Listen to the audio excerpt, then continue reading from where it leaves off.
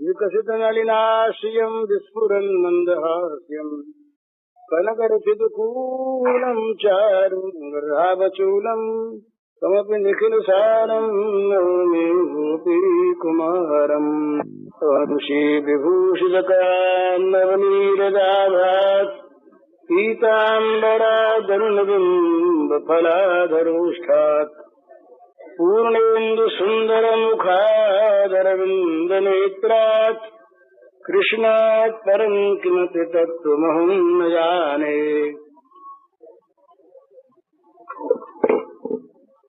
कल के 2 प्रश्न बाकी हैं, उन पर संक्षेप में कह देने के बाद फिर आज की और चीज समय रहा तो कही जाएगी। एक प्रश्न थोड़ा रूखा सा है पर है बड़े काम का। प्रश्न है, संसार से विच्छेद करने के बाद महात्मा लोग कहा करते हैं, भाई संसार से अपना विच्छेद कर लो, तो वो कैसे किया जाए? तो इसके 2 तरीके हैं। या तो संसार को मिटा दिया जाए तो विच्छेद हो गया, और या संसार को भगवानमय बना लिया जाए तो विच्छेद हो गया। 2 बात है। तो इसके संक्षेप में कहता हूँ 2 तरीके हैं। एक तरीका है अद्वैत वेदांत का, दूसरा भी है अद्वैत का ही, परंतु कुछ रसीला है भक्ति लिए हुए। ये साधना की बात भी है। ये जगत क्या है, इस संबंध में बहुत लंबे चौड़े व्याख्यान हैं, उनकी आवश्यकता नहीं। परंतु थोड़े में समझने के लिए साधना के दृष्टि से 3 चीज है: दृष्टा, दर्शन और दृश्य। देखने की चीज, देखना और देखने वाला। तो देखने वाला देखने की चीज से अलग है। देखने की चीज दृश्य, उसका शास्त्रीय नाम दृश्य है, और देखने वाला दृष्टा, और देखना दर्शन, ये शास्त्रीय नाम है। तो अपने को पहले तो देखने वाला बनावे, दृश्य से अलग देखने वाला बनावे, भोगने वाला नहीं। भोक्ता संसार के साथ, दृश्य के साथ मिला हुआ है, और दृष्टा देखता है, मिला हुआ नहीं है। तो कर्तृत्व और भोक्तृत्व जो ये जहाँ पर है, मैं करता हूँ, मैं भोगता हूँ, यहाँ तो दृश्य के साथ वो मिला हुआ है, और जहाँ मैं केवल देखता हूँ वहाँ दृश्य अलग है, देखने वाला अलग है। तो इस दृष्टि से संसार से विच्छेद होता है। दूसरी चीज इसमें ये ऐसा मानते हैं, है क्या सो भगवान जाने, हमें पता नहीं, ऐसा मानते हैं अजातवाद वाले कि जगत कभी बना ही नहीं, कभी बना नहीं, ये है नहीं। जब तक माया है तब तक जगत की कल्पना है, माया न रही तो जगत नहीं है, ऐसा मानते हैं। अब ये अलग, इसमें बहुत से प्रश्न आ सकते हैं, फिर माया कहाँ से आ गई, बहुत सी चीजें हैं, तो फिर अलग अलग वाद हैं। उनकी बात न कह करके ऐसा मान लें कि जब तक ये माया है तब तक जगत है, नहीं तो जगत नहीं। तो इस जगत का वाद करें, जगत का माया समझ के इसका वाद करें। वाद करते करते, जगत का निरसन करते करते जो रह जाए वो स्वरूप है, पर उसमें भी दिक्कत है। क्या दिक्कत है? जरा वेदांत का अध्ययन करने वाले उसको समझ सकते हैं। सबका निरसन करने वाली, सबका त्याग करने वाली, सबका निषेध करने वाली एक वृत्ति रह जाती है। वो वृत्ति कहती है कुछ नहीं है, ब्रह्म है। वो वृत्ति कहती है ब्रह्म के अतिरिक्त कुछ नहीं है, पर वो कुछ नहीं है कहने वाली वृत्ति है, निषेध करने वाली वृत्ति है। तो ये जो जगत के अभाव का ज्ञान है, ये निषेध करने वाली वृत्ति को लेकर के है। जब तक ये वृत्ति है तब तक वृत्तिजन्य ज्ञान है। इस वृत्ति का भी नाश होना चाहिए। संसार का विच्छेद हो गया दृष्टा बनते ही, संसार का विच्छेद हुआ इस संसार में निषेधात्मक वृत्ति बन जाने पर, परंतु तब तक निषेध नहीं होता ये जब तक कि वृत्तिजन्य निषेध ज्ञान रहता है। इस वृत्ति का भी अभाव हो जाना चाहिए। इसके बाद जो स्थिति वो निर्वचनीय है, वहाँ फिर न दृष्टा है, न दृश्य है, न दर्शन है। जो कुछ है सो है, वो निर्वचनीय है, अचिंत्य है। वहाँ जगत नहीं और जगत का प्रश्न नहीं। एक तो ये। दूसरा जो है वो बड़ा सुंदर है। वो ये कोई सुंदर सो नहीं, अपनी अपनी आंख अलग रहे। वो ये है कि सारा जगत ये भगवान की लीला है। जगत में दो ही चीज है, जो है सो भगवान, जो हो रहा है सो भगवान की लीला। जो है सो भगवान और जो हो रहा है सो भगवान की लीला।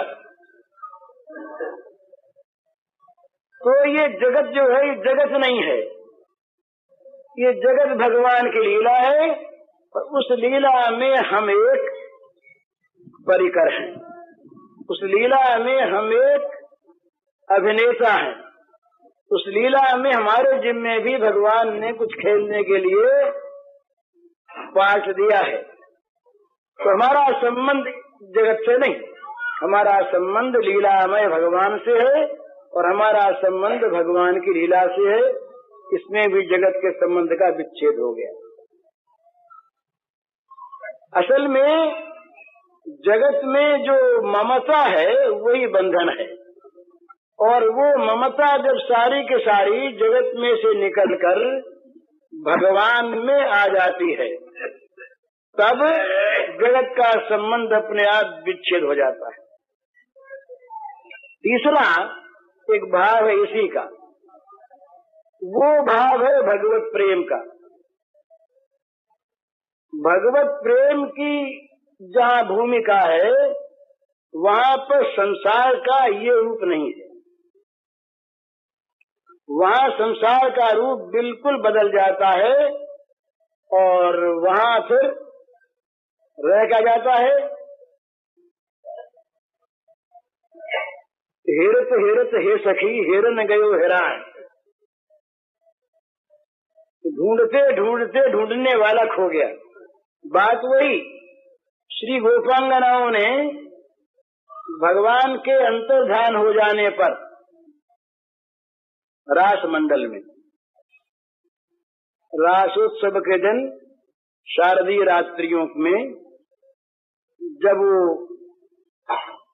भगवान अंतर्हित हो गए, तो इन्होंने भगवान को खोजना शुरू किया। खोजना इसी का नाम है। हम लोग खोजते कहाँ हैं?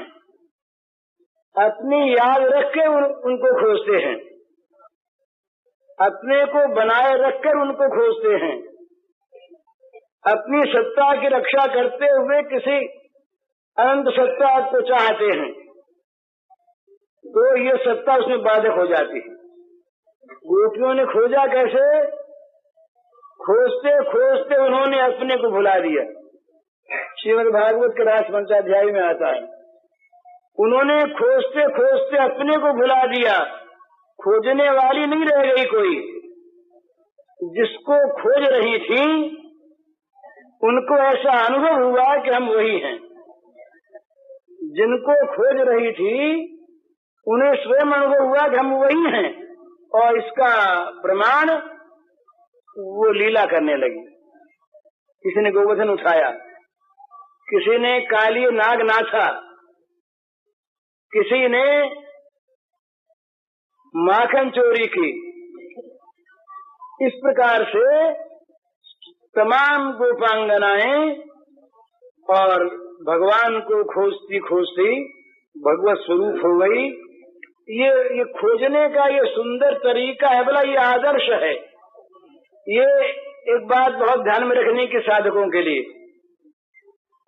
बहुत आवश्यक। प्रत्येक साधना में जब तक साधक अपने सब कुछ की रक्षा करता हुआ साधना करता है, तब तक उसके चिंतन का बहुत सा हिस्सा अपने में लगा रह जाता है। समर्पण हो कैसे?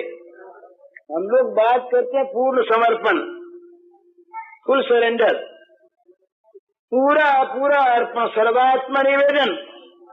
वहाँ तो कहते हैं सर्वात्म निवेदन में निवेदन करने वाला भी जब तक रह जाता है तब तक निवेदन पूरा नहीं होता। निवेदन करने वाला जब तक अलग रह गया तब तक पूरा नहीं हो गया। और जब तक निवेदन की बात तो अलग रही, अपने आप की पूरी रक्षा करता हुआ, अपने आप को पूरा पूरा बचाता हुआ, और अपने बचाने में अपने मन का, अपनी बुद्धि का, अपने इंद्रियों का, अपनी सारी चातुरी का प्रयोग करता हुआ जब वो भगवान को चाहता है तो भगवान कहते हैं भैया तुम मुझको कहाँ चाहते हो, तुम तो अपने को भी साथ साथ चाहते हो। मेरा चाहना तब होगा जब अपने को मेरी चाह में मिला दोगे।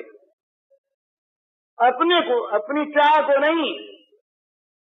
जब तुम अपने आप को मेरी चाह में मिला दोगे, मेरी चाह ही तुम्हारा जीवन बन जाएगा।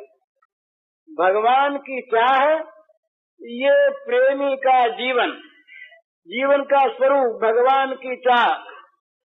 तो ये जब इस प्रकार की अनन्य चाह पैदा होती है उस समय जगत नहीं रह जाता। जगत का सारा संबंध विच्छिन्न अपने आप हो गया और रह गया केवल जिसको हम चाहते थे वही। अब वो क्या है, इसकी कल्पना हम बहुत तरह से कर सकते हैं। वो हमारा प्रेमास्पद है, वो हमारा भगवान है, वो हमारा ईश्वर है, वो हमारा जीवन है, वो हमारा आत्मा है, वो ब्रह्म है। इसी नाम से मुझको कह ले। पर जब वो रह जाता है और हम अपने आप को उसकी चाह में विलीन कर देते हैं, तब तो वहाँ पर केवल लीला में दो चीज रहती है, नहीं तो लीला सांग नहीं होती, प्रेमी और प्रेमास्पद। अब वो प्रेमी और प्रेमास्पद में वहाँ पर भी इतनी एकता होती है कि प्रेमी प्रेमास्पद हो जाता है और प्रेमास्पद प्रेमी बन जाता है। यही ये कुछ अनोखी सी बात लगेगी, ब्रज की आराधना में इस तरह की चीज आती है जहाँ वो, इसीलिए वहाँ पर श्री राधा के दो स्वरूप माने गए हैं, तो दो स्वरूप माने गए हैं। राधा आराधिका और राधा आराध्या। भगवान राधा के आराध्य देव हैं और सारा ब्रज राधा की काया व्यूह रूपा समस्त श्री गोपी जन ये श्री कृष्ण की उपासना में, श्री कृष्ण के आराधन में संलग्न है। यहाँ पर श्री कृष्ण आराध्य हैं और राधा आदि आराधिका हैं, आराधन करने वाले। तो एक ये स्तर आता है जिस स्तर में राधा आराध्या हो जाती हैं और श्री कृष्ण आराध्य बन जाते हैं, आराधक बन जाते हैं। श्री कृष्ण उपासक हैं और श्री राधिका उपास्या हैं।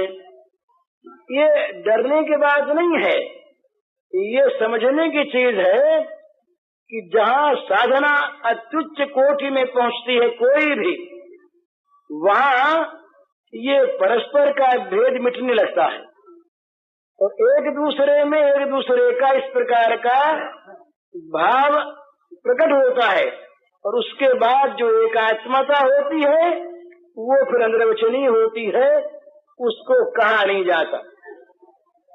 तो ये रसिकों की भाषा में निकुंज के द्वार तक का वर्णन होता है, निकुंज के द्वार का वर्णन आता है, निकुंज के अंदर का वर्णन नहीं आता। क्यों नहीं आता? वो अचिंत्य है, वो अनिर्वचनीय है, वो कहने सुनने की वस्तु नहीं। वो जब कभी किसी भाग्यवान को उस प्रकार का सौभाग्य प्राप्त होता है तो वो उसे दर्शन भले ही कर ले, अनुभव भले ही कर ले, अनुभूति की वस्तु है, वाणी की वस्तु नहीं, चित्त के द्वारा चिंतन करने की वस्तु भी नहीं। तो इस प्रकार होते होते जब केवल भगवान रह जाते हैं और वो भगवान स्वयं और असल में पहले भी एक ही हैं, ये प्रेमी और प्रेमास्पद पहले दो नहीं है, ये केवल लीला है। तो इस लीला में आरंभ से ही जगत नहीं रहता है, जगत का उच्छेद है तो जगत के साथ संबंध नहीं रहा। ये तीसरी बात। तो ये संक्षेप में उनके प्रश्न का उत्तर है। दूसरा प्रश्न है भगवान के नाम के संबंध में। तो नाम के संबंध में दो चीज है। नाम की जितनी महिमा गाई गई है उतनी महिमा शायद किसी साधन की नहीं गाई गई। निर्गुणवादी संत, सगुणवादी संत, कबीर, दादू, नानक, रैदास, ये सब भी, और तुलसीदास, सूरदास भी, आचार्यों में अद्वैतवादी आचार्य भी, भगवान शंकराचार्य सहस्र नाम पर भाष्य करते हैं। विष्णु सहस्र नाम पर शंकराचार्य का भाष्य है। शंकराचार्य ने बहुत बड़े बड़े नाम की स्तुतियां की हैं, अन्य आचार्यों ने तो की है। तुलसीदास, सूरदास ये नाम पर मरे फिरते हैं। गांधी जी की बात उसने सुनाई थी मैंने। नाम के संबंध में गांधी जी से मेरी बहुत दफे बातचीत हुई, पर 3 प्रसंग ऐसे हैं जो गांधी जी के साथ मेरे आए। एक बार तो एक राम नाम के आढ़तिया थे, लक्ष्मणगढ़ के थे जयपुर स्टेट में। वो बही रखते थे और सबसे लिखवाते थे, इतना मैं जप करूंगा रोज। उन्होंने लाखों सहियां करवाई, पढ़े लिखे नहीं पर बड़ा सुंदर उनका काम। तो बम्बई आए, हम लोगों के पास बहुत आते थे। तो जमनालाल जी ये सीकर के पास गई है, तो जमनालाल जी से कहा कि तुम साथ चलो। तो जमनालाल जी और मैं और आरतिया जी, हम लोग, गांधी जी आए हुए थे बम्बई में, लेबरनम रोड में ठहरे थे, हम उनके पास गए। जब उन्होंने बही सामने डाल दी तो सही करो। तो गांधी जी बोले क्या बात का है, सही करवाते हो।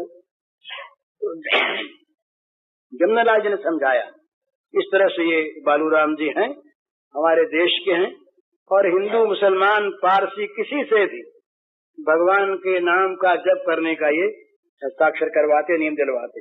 तो बड़े प्रसन्न हुए गांधी।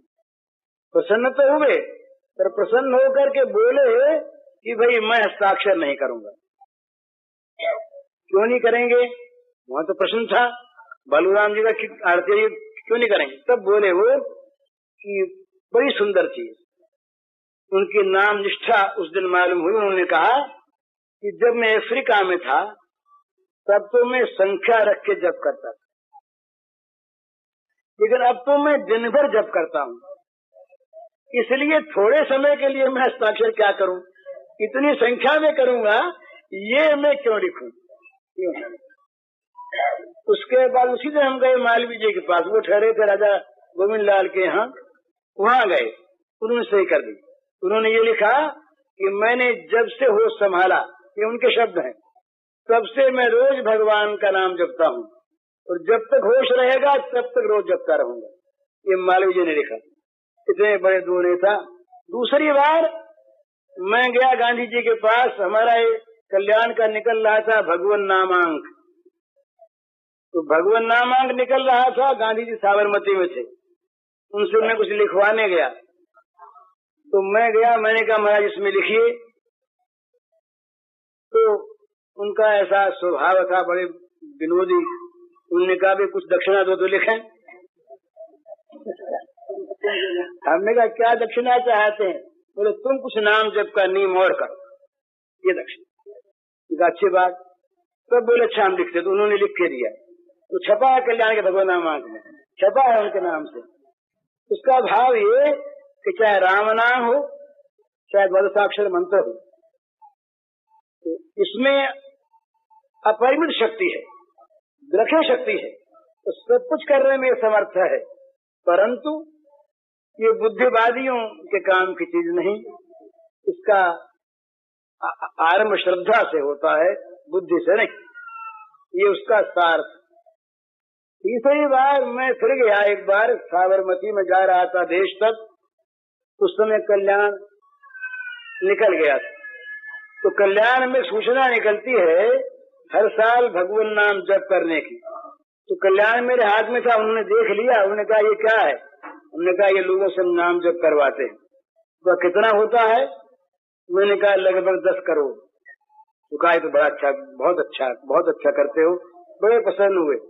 फिर चुपके से हंसे, हंसकर बोले, वो तकिया था उनका, गोल तकिया, वो अलग किया, एक माला निकाली, कहा देखो ये रात को अकेले में मैं भी जपता हूँ, सबके सामने नहीं जपता, समझे, ये भी कल्याण में छप चुका है ये संस्मरण। तो आज के युग के गांधी जी, जो यद्यपि आज के जो गांधी जी के पीछे के लोग हैं, ये गांधी जी की इस बात को नहीं मानते, और बात सारी मान लेते हैं राजनीति की। और यहाँ हमने सुना एक अच्छे आदमी ने कहा हमसे कि उनके पुराने संस्कार रहे घर के, वो वल्लभ संप्रदाय के वैष्णव रहे, इसलिए उनके संस्कार रहे, ये कोई मानने की चीज नहीं। इसलिए उनकी प्रार्थना बंद हो गई, प्रार्थना कोई नहीं करता, एक विनोबा जी के संप्रदाय को छोड़ करके, और सब काम करते हैं। तो भगवान नाम के संबंध में जितना आप शास्त्रों में देखेंगे, तमाम पुराण भरे हुए, वेदों में नाम की महिमा, सब जगह नाम की महिमा, और जितने संत हुए निर्गुणवादी सगुणवादी, सब में नाम की महिमा गाई। और आज के गांधी जी तक ने, जिनको हम सुधारकों में श्रेष्ठ मानते हैं, जो राष्ट्रपिता माने जाते हैं, उनका भी ये मत छपा हुआ है। और उन्होंने राम नाम पर तो यहाँ तक लिखा, उन्होंने लिखा कि राम नाम मेरे पास न होता तो मैं अपने जीवन में अपने को पवित्र आचरण वाला नहीं मानने के लिए लग जाता। घटना लिखी लंदन के होटल में किस प्रकार एक दिन उनका पतन हुआ जा रहा था, उस समय घटना उन्होंने लिखी है। उस समय तो मेरे गांव का आदमी था, बूढ़ा, उसने कहा मोनिया सावधान, क्या करता है, और भगवान का नाम याद आया, उस नाम ने मेरी रक्षा की, ये उन्होंने लिखा। और नाम के द्वारा उन्होंने लिखा कि मैंने तो चमत्कार प्राप्त किए नाम के द्वारा, सिद्धियां प्राप्त की नाम के द्वारा, रोगों से लोगों को मुक्त किया नाम के द्वारा, राम नाम परम औषधि है, ये उन्होंने लिखा। तो इसलिए, और राम नाम का, ये भगवान के नाम का अद्भुत प्रभाव है। भला हम लोगों को मालूम नहीं होता, इसलिए चीज छोटी मानते हैं ना, चीज छोटी मानते हैं। ये भगवान नाम कौमुदी में एक दृष्टांत आता है कि भाई भगवान के नाम का प्रायश्चित्त के लिए प्रयोग क्यों नहीं लिखा स्मृतिकारों ने। तो वो कहते हैं कि एक कोई बहुत बड़े आदमी थे, तो उनका कोई एक जुलूस जा रहा था। उस जुलूस में उनके साथ एक आदमी के साथ सिंह था, सिंह। तो रास्ते में कुत्ते भौंके, तो किसी ने कहा कि इन कुत्तों को, सिंह को छोड़ो ना। उन्होंने कहा कि कुत्तों को सिंह छोड़ा जाता है? कोई बड़ा मतवाला हाथी आया होता, वो कहीं गरजता तो सिंह छोड़ते। सिंह कहीं कुत्तों के लिए होता है? तो मामूली पाप नाश के लिए क्या नाम का प्रयोग करें? नाम तो कोई महापातक सामने आ जाए तो एक नाम के नामाभास से पाप का नाश हो जाए, इसलिए स्मृतिकारों ने नाम का प्रयोग नहीं लिखा, नाम का अपमान होते समझ करके। लेकिन नाम से असंभव संभव होता, इसमें कोई संदेह नहीं। मुझे अपने जीवन में दो ही चीज का अनुभव है, मुझे कहना नहीं चाहिए लेकिन सत्य काम की बात। एक तो भगवान की कृपा पर विश्वास। जब जब अड़चने आई, जब जब बाधाएं आई, लौकिक भी पारमार्थिक भी, तब तब याद दिलाया चित्त ने, भगवान की कृपा पर विश्वास करो, भगवान की कृपा पर विश्वास करो, उनकी कृपा से सब कुछ हो सकता है। और दूसरा नाम का मुझे पहले भी कुछ थोड़ा थोड़ा अभ्यास था, मामूली। जब मैं जेल में था 1916 में, पहल जब जेल की उस कोठरी में पहुंचा,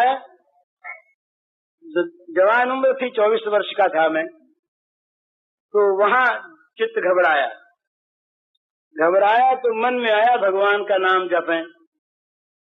तो बुद्धि थी नहीं, सोचा कि बिना माला कैसे जपें। तो जेल में उस शिक्षकों के सामने एक संतरी पहरा दे रहा था, हिंदू था। मैं उसको बुलाया, मैंने कहा भाई माला मुझे एक ला दो, मुझे जप करना है, नाम जपना है। तो वो उसको मैं गुरु मानता हूँ।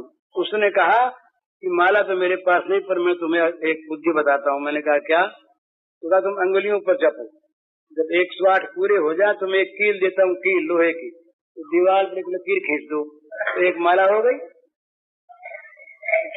ऐसा तो मैंने कहा अच्छी बात। तो पहल मैंने ये लंबे काल तक जप करने का अभ्यास वही शुरू हुआ जेल में, अलीपुर जेल में। वो जेल का अभ्यास फिर नजरबंदी में भी रहा 2.25 साल तक, और उस अभ्यास ने इतना काम करवाया कि वो गांधी जी ने लिखा है कि मुझे पहले भूत का भय लगता था, जब छोटा बच्चा था मैं, तो मेरी धाय थी, वो कहती कि राम राम जब बेटा तेरा भय मिल जाएगा। तो गांधी जी लिखते हैं कि वो मेरी धाय गुरु थी पहली, जिससे मैंने राम नाम सीखा। तो इसके बाद अपने जीवन की मैं आपको सुनाता हूँ बात, घटना ही बताता। राम नाम से मुझे ऐसे अनुभव हुए हैं जिनके लिए मैं कह सकता हूँ कि असंभव संभव हो गया, असंभव संभव हो गया ये भगवान के नाम की। तो ये महिमा भी महिमा नहीं है, ये तो रामन सकई नाम गुण गाई। भगवान राम नाम का गुण नहीं गा सकते, इतना नाम का अमित प्रभाव है, परंतु चीज लगती छोटी सी। तुलसीदास महाराज तो कहते हैं, भरोसो जाही दूसरों सो करो, मोरे तो राम को नाम कल्प तरु, कलि कल्याण फरो, भरोसो जाही हे दूसरों सो करो। कर्म उपासन ज्ञान वेद मत, सो सब भांति खरो, खंडन नहीं। कर्म उपासन ज्ञान वेद मत, सो सब भांति खरो, मोहि तो सावन के अंधई जो, सूझत हरो हरो, भरोसो जाही दूसरों सो करो। अब कर्म उपासना ज्ञान वेद मत सब सत्य है, परंतु जैसे सावन के अंधे को हरियाली सूझती है, उसी प्रकार मुझे तो राम नाम सूझता है।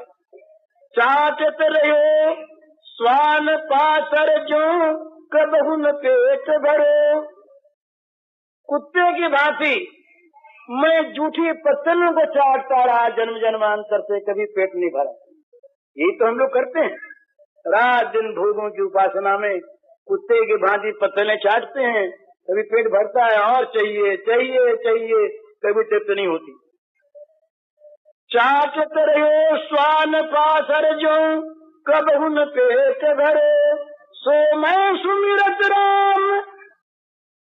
उन्हें किसी और का खंडन नहीं करते। मेरे तो ये दो अक्षर जो है राम है, ये मेरे माँ बाप है। तो जैसे माँ बाप के सामने बच्चा हठ पकड़ लेता है, इसलिए मैं तो इन्हीं माँ बाप पर हठ पकड़े हुए हूँ। अब जो अंत के शब्द हैं वो कवि के नहीं, बनावट ही नहीं, अनुभव। वो कहते हैं शंकर साखी जो राखी कहो कछु तो जर जी गयो, शंकर साखी जो राखी कहो कछु तो जर जी गयो, अपनो भलो राम नाम हिते तुलसी समुझ पर भरोसो जाहि दूसरो सो करो।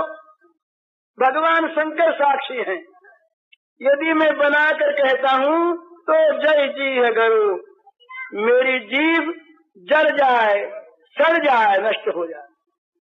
अपना भला अपनो भलो राम नाम हिते तुलसी समुझ परो, तुलसी को अपना भला राम नाम में दिखाई दिया।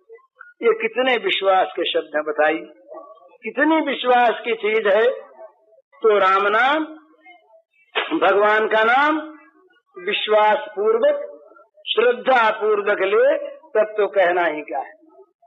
जब नाम मीठा लगता है ना, तो क्या होता है, क्या होता है, फिर छूटता नहीं।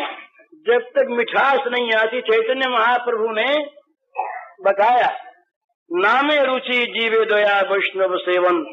नामे रुचि, भगवान के नाम में रुचि हो जानी चाहिए, मीठा लगे, स्वाद आ जाए। जब तक स्वाद ना आवे तब तक नाम कैसे ले, इस पर भी लिखा है, बड़ा सुंदर उन्होंने बताया है कि जो पित्त का रोगी होता है ना, पित्त के रोगी की जीभ कड़वी हो जाती है पित्त के कारण से, उसको मिश्री भी कड़वी मालूम होती है। हालांकि मिश्री काली, मिश्री कड़वी नहीं, लेकिन मिश्री पित्त की दवा भी है।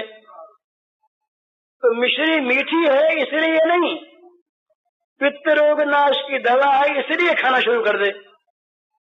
और मिश्री खाते खाते जो जो पित्त नाश होगा, त्यों त्यों जीभ की कड़वास मिटेगी। जीभ की कड़वास गई कि मिश्री मीठी है। इस प्रकार से भगवान का नाम अगर मीठा न भी लगे, है तो बड़ा मीठा, जब तक न मीठा लगे जीभ की कड़वास के कारण, तब तक दवा की भांति उसे लेते रहो। है मीठा ही है जिह्वे रस सारज्ञे, सर्वदा मधुर प्रिय, श्री राम नाम पीयूषम पिब जिह्वे निरंतरम। तो संत कहते हैं अरे जीव, तू रस के सार को जानने वाली है, हे जिह्वे रस सारज्ञे सर्वदा मधुर प्रिय, तुझे निरंतर मीठा अच्छा लगता है। ये भगवान का नाम पीयूष है, अमृत है, निरंतर इसे पीती रहे। तो जब तक नहीं मीठा लगता तब तक दवा की भांति लें, दवा की भांति लाभ होगा। बोले कि दवा की भांति मन में न आया तो भी, अब जरा विशेष श्रद्धा की बात है। वो ये है कि अग्नि को बिना समझे आप छू लें तो क्या अग्नि जलाएगी नहीं? अग्नि में जो स्वाभाविक दाहिका शक्ति है, वो दाहिका शक्ति अज्ञानाद अथवा ज्ञानाद, उत्तम श्लोक नाम ये ऐसा कहा कि अज्ञान से या अज्ञान से, श्रद्धया हेलया वा भगवत नरमात्रम ताय कृष्ण नाम। ये कहा है कि श्रद्धा से हो अश्रद्धा से हो, सांकेत्यम पारिहास्यम वा शोभम हेलनमेवा। श्रीमद् भागवत में आया, संकेत से, जिंदगी में शोभ से, ये लय पूरी करने के लिए गान की, अवहेलना से, किसी प्रकार से भी भगवान का नाम जीभ पर यदि आ जाए तो क्या होता है, जैसे अग्नि बिना जाने स्पर्श हो जाने पर जला देती है, इसी प्रकार बिना जाने भी अगर भगवान का नाम जिह्वा पर आ गया तो सारे पाप जल जाते हैं। ये नाम का स्वाभाविक ये स्वरूप बल है। बिना जाने नाम लेने वाला चांडाल भी उत्तम है। नाम जपत कोड़ी भलो जा मुख निकसत राम, ऐसा का कोड़ी भी अच्छा। सुपच के लिए भागवत में आया, ओ पद सुपचो तो गरियान यज्वाग्र वर्तते नाम तुभ्यम ते पुस्तपस्ते जुहुशस्नारिया ब्रह्मानुसुर नाम गृणंति ये थे। तीसरे स्कंद में देवहूति के वाक्य वो कहती है, भगवान जिसके जीव के अग्रभाग पर तुम्हारा नाम नाच रहा है, यज्वाग्र वर्तते नाम तुभ्यम, जिसके जीव के कोने पर तुम्हारा नाम विराजमान है, वो चांडाल भी श्रेष्ठ है। सुपचो तो गरियान, वो चांडाल बड़ा श्रेष्ठ है। उसने सारे तप कर लिए, सारे दान कर लिए, सारे हवन कर लिए, सारा वेदाध्ययन कर लिया, सारे तीर्थों में हो आया, जिसके जीव पर आपका नाम आ गया। तो भगवान का नाम जाने अनजाने किसी प्रकार ले, तो ये अपने विश्वास के बल पर ही नहीं, शास्त्रों का आधार तो है ही, उसके आधार पर और अपने अनुभव के आधार पर भी मैं आप सबसे प्रार्थना करता हूँ हाथ जोड़ करके। बड़ी सीधी चीज है और बड़ी उत्तम चीज। व्यर्थ बोलना बंद कर दें। व्यर्थ बोलना बंद करने में 4 लाभ होंगे। वाणी में बल आएगा, क्यों? झूठ छूटेगा, पर निंदा छूटेगी और व्यर्थ की चर्चा छूटेगी। तो बिना काम बोले नहीं, ये बड़ी आवश्यक साधना की चीज है। हर एक साधना में बिना काम बोले नहीं, या तो काम की बात बोले और या राम का नाम ले। चलते फिरते, उठते बैठते, सोते जागते, हर समय रसोई बना रही है माताएं, जीभ से नाम चल रहा है। अगर होते होते कहीं भगवान चित्त में आ जाए, सामने नाचने लगे, तो कहना क्या है? वो बड़ी तारीफ करती हैं श्री वो गोपांगनाओं की, मथुरा की देवियां। वो कहती हैं, या दोहने वहनने मथनोपलेप प्रेम खेंखना रुदितो क्षणमाजनादौ गायन्ति चैन मृतधियो सुकंठो धन्या ब्रजसे क्रम चित्तयानाः। उन श्री ब्रजदेवियों को धन्य है जिन ब्रजदेवियों के चित्त पर निरंतर भगवान चढ़े रहते हैं। वो घर का सारा काम करती हैं, गो दूहती हैं, घर लीपती हैं, धान कूटती हैं, रसोई बनाती हैं, बच्चों को खिलाती हैं, पर सब समय करती क्या है? जीभ से उनके भगवान के गुण नाम का गान चलता रहता है। आंखों उसमें प्रेम के आंसू छलकते रहते हैं और वाणी गदगद रहती है और वो सारा काम करती है। वो धन्य है। तो घर का काम आप सब करें, हम सब अपना अपना काम करें, पर जब जीभ खाली हो, जीभ को खाली रखें। ये ध्यान में रखनी चाहिए कि दिन भर हम काम की बात नहीं बोलते हैं, हम फालतू बात व्यर्थ की चर्चा बहुत करते हैं। उस सारी चर्चा बंद कर दें, काम की बात बोलें और बाकी जीभ को भगवान के नाम में लगा दें, जोड़ दें। जीभ निरंतर भगवान का नाम लेती रहे। तुलसी अपने राम को रिझ भजो चाहे खींच, उल्टे सीधे जामी हैं खेत पड़े सो बीज। चलते फिरते उठते बैठते अशुद्धि शुद्धि कोई बात नहीं है। पवित्र पवित्र हुआ सर्वावस्थंग विवाह, ये स्मृत पुंडरीकाक्ष सवाह्याभ्यंतर शुचि। रोज संध्या में इसका हम लोग मंत्र का उच्चारण करते हैं। भगवान का स्मरण जो करे वो धन्य, जो करावे वो धन्य। ते सभाग्या मनुष्येषु कृतार्थ निपुनिश्चितम स्मरन्ति ये स्मारयन्ति हरे नाम कलव युगे।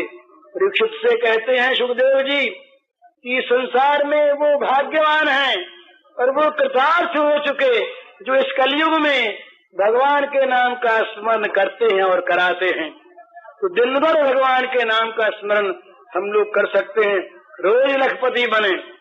संसार की के जो रुपयों के लखपति हैं, इनको तो अगर भगवान से को अगर भूले रहे तो अंत में रोना पड़ेगा भला, अवश्य अवश्य।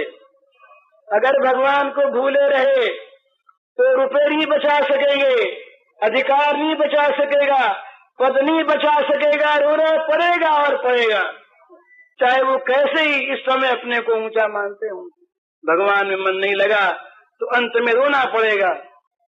लेकिन ये लाख रुपया रोज कमा लें आप, लाख नाम आसानी से ले सकते।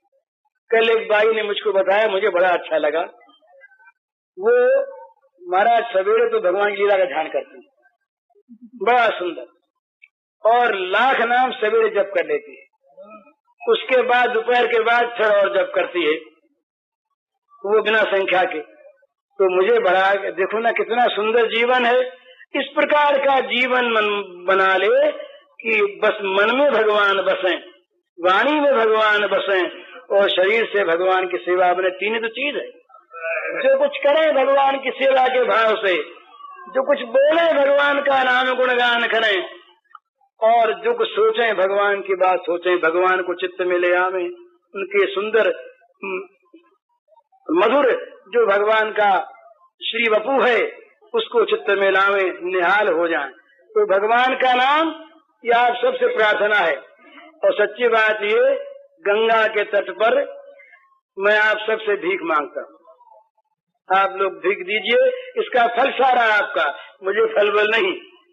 आप लोग मन ही मन प्रतिज्ञा कर लीजिए कि जीव को जहाँ तक बनेगा व्यर्थ के काम में नहीं लगाएंगे, और खाली जीव से चलते फिरते सब समय जो नाम रुचे आपको, कोई किसी नाम का आग्रह नहीं, जो नाम अच्छा लगे, जिस नाम में रुचि हो, जिसमें प्रेम हो, और प्रेम न हो तो जबरदस्ती करें। इस काम में जबरदस्ती करना भी अच्छा, जबरदस्ती भी अगर भगवान का नाम लिया जाए तो बड़ा अच्छा।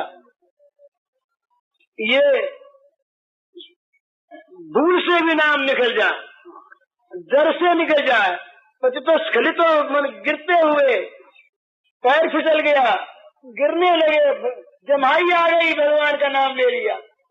अपने आप पहले बड़ा अच्छा था, अब तो अंग्रेजी के कारण से छूट गया। चिट्ठी लिखते थे ऊपर श्री राम जी, मिले आपस में तो जय राम जी, जय गोपाल जी, जय नारायण, जय गोविंद, भगवान का नाम। अब तो यूं सिर में मार ली अपने है? ये भगवान का नाम, जमाई आई भगवान का नाम, छींक आई भगवान का नाम, सो के उठे भगवान का नाम, सोने लगे भगवान का नाम, नहाने लगे भगवान का नाम। किसी प्रकार से ये जीवन में 10-20 बार 50 बार भगवान का नाम आ जाए जिह्वा पर, पवित्र हो गया, पवित्र हो गया, एक अंग भगवान से लग गया, पवित्र हो गया। रामकृष्ण ने, परमहंस ने लिखा एक जगह, विवेकानंद के गुरु लिखा है कि अमृत का कुंड कोई हो, उसमें चाहे उतर करके कोई नहा ले, और चाहे कोई भूल से गिर पड़े, और चाहे कोई ढकेल दे, अमृत के कुंड में अगर अवगान हो गया तो अमर हो गया। इसी प्रकार भगवान का नाम मन से ले, मन से ले, भूल से निकल जाए, और चाहे जबरदस्ती लेना पड़े तो इसमें लाभ ही लाभ, लाभ ही लाभ। भगवान के नाम के समान लाभ की कोई चीज नहीं। एक छोटी एक कहानी कह दूं मैं आपको, कहानी। नाम की तो अमित महिमा है, नाम की महिमा का वर्णन तो महीनों तक होता रहे तो चुकता नहीं। एक कहानी सुनी मैंने एक महात्मा से, बड़ी अच्छी। उन्होंने कहा भाई भगवान के नाम को कोई बेचे नहीं, वैसे कहा करते बोले बेचना मत। और बड़े बड़े महात्मा, अयोध्या में गोमतीदास जी महाराज से जो जाता नाम, वृंदावन में रामकृष्ण जी महाराज से जो जाता नाम, और कुछ नहीं, बोले नाम लो, और सब बातों में से कुछ नहीं, बड़ी बड़ी बातों में कुछ नहीं पाया, नाम नाम बताते। तो एक महात्मा ने कहा नाम को बेचना मत। उन्होंने कहानी सुनाई। उन्होंने कहा भी 2 भाई रहे, कहानी चाहे कल्पित हो पर है बड़े काम की। 2 भाई थे, छोटा भाई बड़ा भाई। तो बड़ा भाई जरा संतों की सेवा करता, छोटा भाई उससे जरा नाराज रहता, तो और न वो भगवान का नाम लेता। तो बड़े भाई के मन में आई कि भाई छोटा भाई है, ये मेरा भाई है, ये भी भगवान में लगे। तो एक बार एक संतों की मंडली आई, तो संतों की मंडली में वो गया बड़ा भाई। उसने कहा महाराज एक दिन आप पधारें, मेरा भाई जो है ये नाम विमुख हो रहा है, भगवान विमुख हो रहा है, कैसे इसको लगावे? तो उसने कहा हम उपाय करें। उपाय यह है कि तुम हमको एक दिन जमाओ और बाजे गाजे के साथ ले जाओ, बाजा बजाते हुए फिर सब उपाय हम कर लेंगे। तो संतों को वो बस सवारी निकाली, जुलूस निकाला और बाजे बजते हुए और घर में रसोई बने। तो छोटे भाई ने पूछा ये क्या दंगा आज है? तो बड़े भाई ने कहा संत आ रहे। संत आ रहे फिर बाजे बाजे कैसे? तो संतों की सवारी आ रही है। तो उसने कहा हमसे ये सब रंगा नहीं देखा नहीं जाता। अब उनके सामने बोल के तो क्या करें, हम अपना कोठरी में बंद हो जाते हैं। संत फंत जब यहाँ से निकल जाएंगे तब चले आएंगे। तो कोठरी में जा करके अपने आप उसने अंदर से बंद कर लिया, अंदर बैठ गए। बाजे से आए, भोजन तो समाप्त हो गया। तब संत ने कहा कि देखो भाई हम तो यहाँ रह जाते हैं, तो इसी बाजे के साथ मंडली को भेज दो, हम अकेले रहेंगे, उपाय करेंगे। तो कहा अच्छी बात। सारी मंडली को भेज दिया, बाजा बजा। इन्होंने समझा कि वो गए, अब खोलते हैं। और वो जो संत थे वो ठीक दरवाजे पर किवाड़ों के पास आके खड़े हो गए मजबूती से। किवाड़ खोला उसने, खोलते हाथ पकड़ लिया। अभी आजन में ब्रह्मचारी संत, इनके बल का भी क्या ठिकाना, हाथ छुड़ाए बहुत, कसमस का ही छोड़े नहीं यार, तो छोड़ हाथ। तो कहा राम नाम कर छोड़ूंगा, एक बार राम नाम कह दे। तो नहीं कहूंगा, नहीं कहूंगा, छोड़ हाथ। अब छूटे नहीं, कसमस बहुत करे, आखिर हैरान हो गया, अच्छा राम छोड़ दे हाथ। तो हाथ छोड़ दिया। पर देख याद रखना, बेचना नहीं, बेचना नहीं, याद रखना। हाथ तो छोड़, हाथ छूट गया। संत अपने निवास स्थान पर लौट गए। होते होते बड़े भाई की मृत्यु हो गई, इनकी भी मृत्यु हुई। इन्होंने जीवन में बहुत अनाचार दुराचार ये कराए थे। यमलोक में गए, यमलोक में वहां हिसाब किताब देखा जाने लगा। तो कहा भी इनके कितना पुण्य कितना पाप क्या क्या है। तो ये कहा गया कि एक बार इसने राम नाम लिया है मुंह से, ये तो पुण्य है, और बाकी सब तो ऐसी ऐसी चीज है। तो यमराज ने पूछा कि बोलो भाई तुम पहले राम नाम का फल लेना चाहते हो या औरों का? बोले राम नाम। तो बोलो क्या फल दें? अब उसे याद आ गई संत की बात की, बेचना नहीं। उसने कहा कि जो राम नाम का फल हो तो दे दो। अब राम नाम के फल की कल्पना यमराज कैसे करे? उसका तो कोई टूटा हुआ फल नहीं है, जितना चाहे उतना ही फल, जो चाहे वो फल। यमराज ने कहा हम जानते हैं तुम जो कहो दे दे, तुम जो मांगो वो राम नाम के फल में तुमको मिल जाएगा, तुम्हारे सारे पाप नाश कर दें, और कुछ बोलो दे दे, जो चाहो। उसने कहा हम नहीं कहते, हम तो बेचते नहीं, हमको सिखाया गुरु ने के बेचना मत, तुम जो समझो ठीक इसका मूल्य वो दे दो। बोले हम तो मूल्य नहीं समझते। तो रहो के समझाओ। तो बोले अच्छा इंद्र के पास चलो। उसने कहा हम नहीं जाते ऐसे, पालकी में अगर तुम लगो और हमको ले चलो तो जा। अच्छा साहब पालकी बनी, पालकी में एक तरफ यमराज लगे, 3 देवता और लगे, इंद्रलोक में गए। जब देखा स्वर्ग में देवराज ने कि ये क्या चीज है, ये यमराज स्वयं धोखे ला रहे, कौन आ रहा है? सामने आए इंद्र ने कहा क्या बात है? बोले एक आदमी है, जीव है, ये कहता है राम नाम का फल जो हो सो दे दो। तो राम नाम का क्या फल दें? ये कहा कि साथ चलो हमारे इंद्र के पास।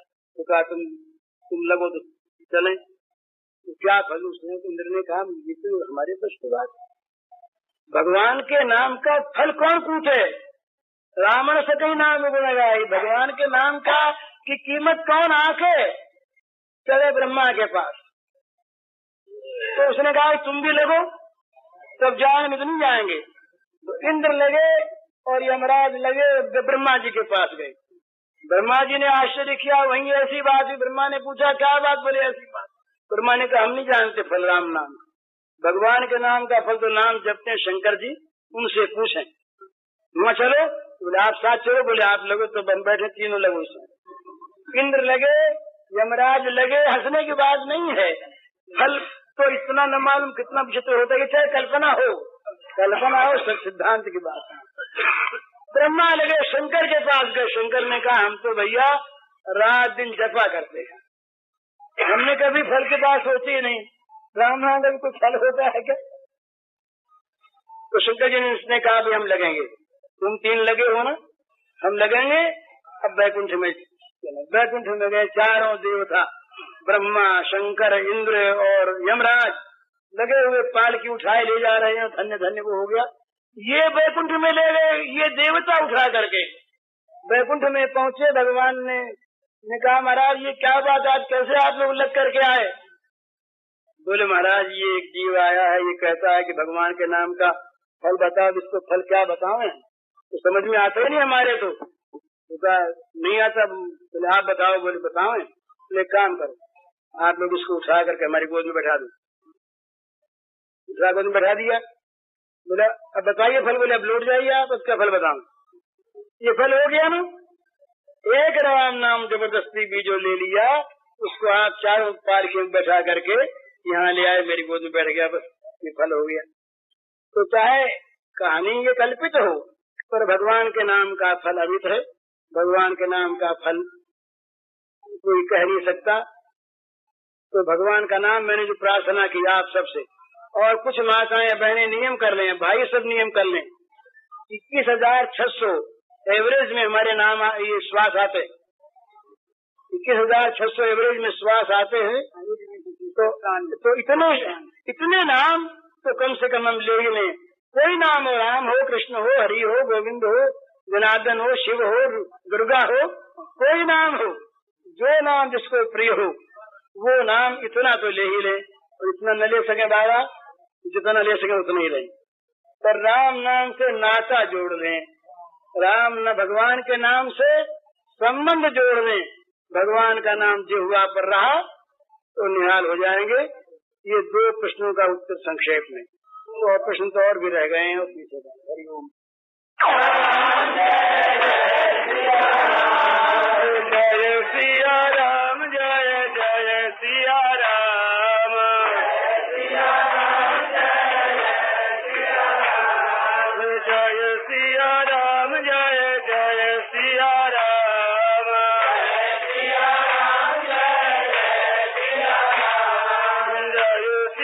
राम, जय जय सिया राम, जय सिया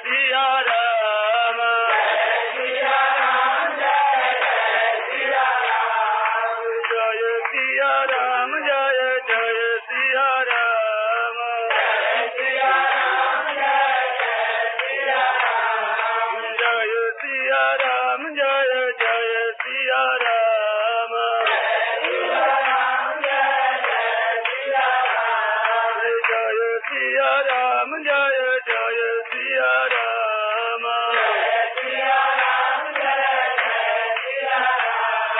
जय जय सिया राम, जय सिया राम, जय जय सिया राम,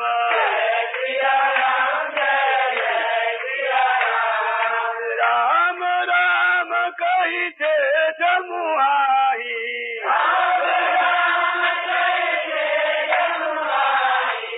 नहीं न पाप कुंज समुहाई,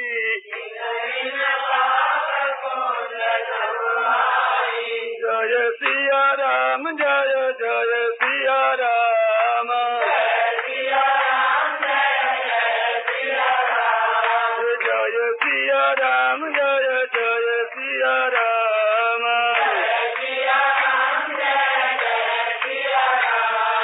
जय सिया राम, जय जय सिया राम,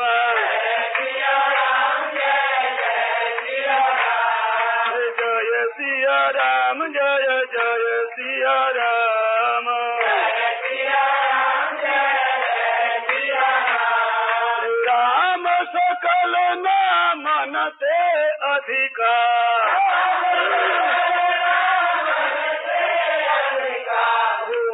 नाथ अग खग गणपधिका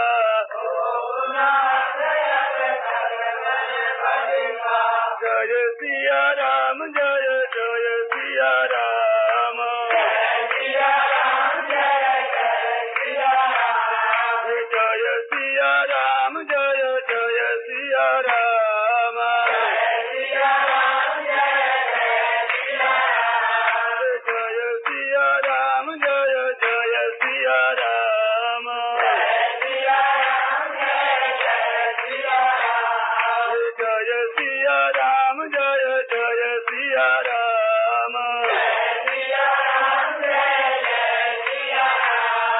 जय सिया राम जय जय सिया राम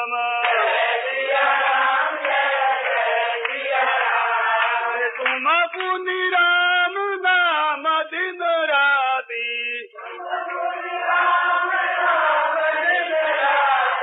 सादर जपहु अनंग राती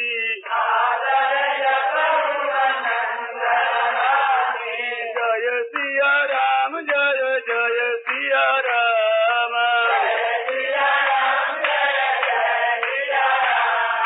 जय सिया राम जय जय सिया राम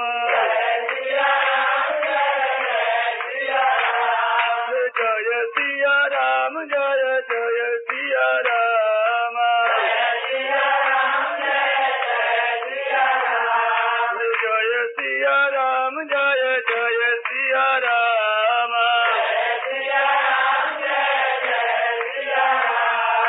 उमा कहूँ मैं अनुभव अपना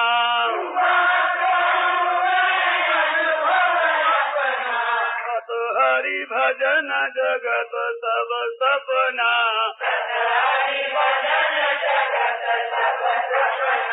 जय सिया राम जय जय सिया राम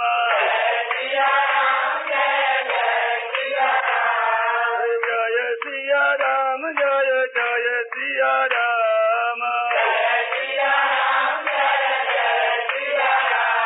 राम रामचंद्र की जय बंसी वाले की जय। पूज्य श्री भाई जी के इस प्रवचन का शीर्षक है भगवान नाम की अनुपम महिमा और इसका कैसेट संख्या है 20।